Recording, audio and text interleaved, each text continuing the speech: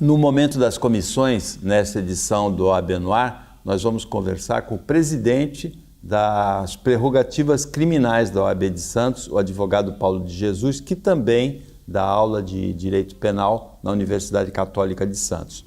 O momento de pandemia aumentou muito a violência, todos os tipos de violência, principalmente a violência contra a mulher, a violência contra a criança, a violência urbana, a violência no campo. E, ao mesmo tempo, o debate pelas redes sociais ficou um debate menos especializado e mais leigo. Como é que a gente sai dessa situação, desse imbróglio, Paulo?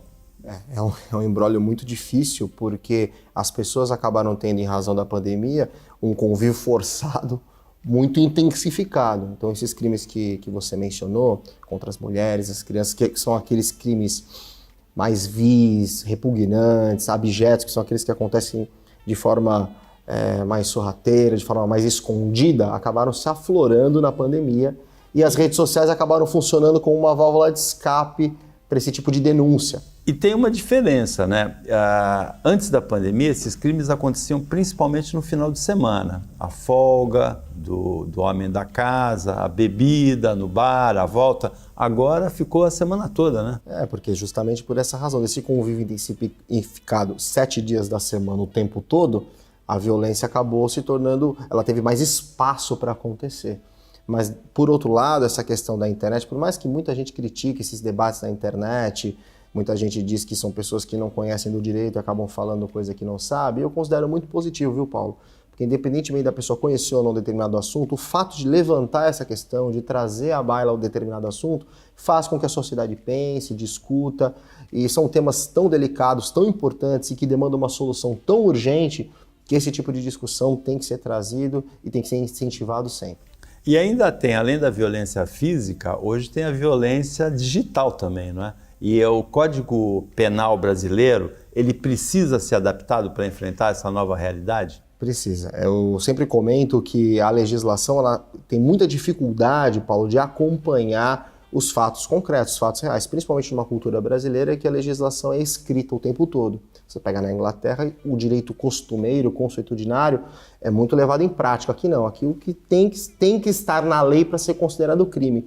Então, até determinado assunto passar por um processo legislativo, muitas das vezes ele já mudou, o cenário já mudou, as peças já mudaram.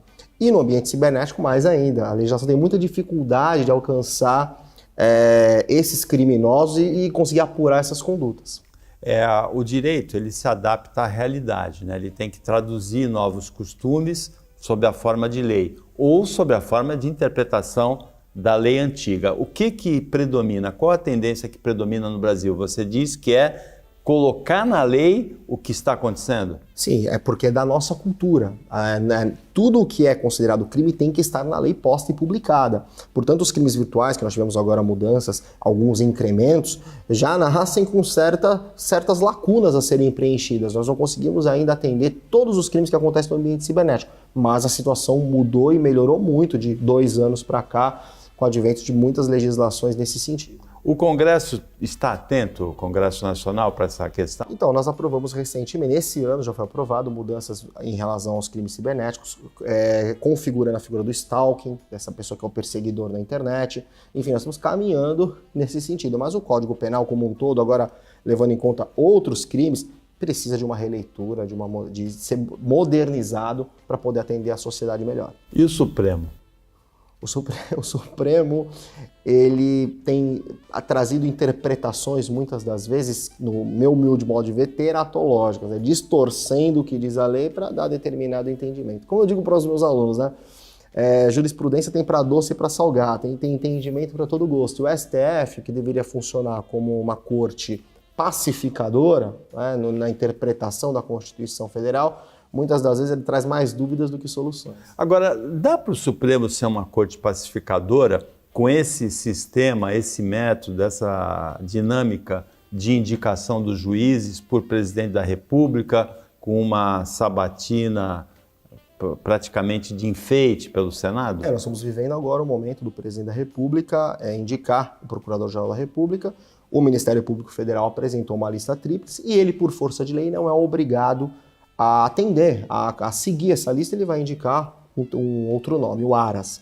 Eu considero que isso é algo absolutamente equivocado. Eu penso que nós deveríamos ter um mecanismo para apresentar nomes para que o presidente escolha dentro de um rol. Por exemplo, o Tribunal de Justiça de São Paulo, Tribunal Regional Federal, existem formas de indicação do 5º Constitucional, por exemplo, são listas tríplices que são apresentadas ao governador, ao presidente, enfim, para indicar aquele profissional para que ele seja um desembargador. No STF, não. No STF, basta você ter reputação ilibada, notável saber jurídico, a idade que a Constituição prevê, e o presidente pode indicar aquele que ele considera preparado. Eu acho isso muito pouco, porque nós temos que garantir a imparcialidade do juiz da Suprema Corte Brasileira, e com esse mecanismo nós estamos vendo que não tem sido fácil. Agora, você vê o próprio exemplo que você deu, a indicação de um Procurador-Geral da República fora da lista tríplice apresentada pelo Ministério Público Federal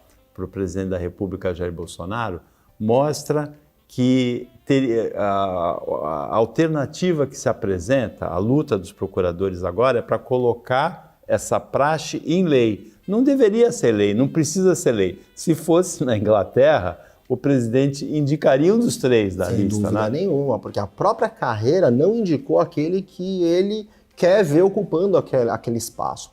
Eu penso que, por bom senso, isso deveria ser levado em conta, mas no Brasil a legislação faculta ao presidente essa prerrogativa, que já foi exercida por outros presidentes também, de abrir mão das listas tríplices e indicar aquele que entende devido.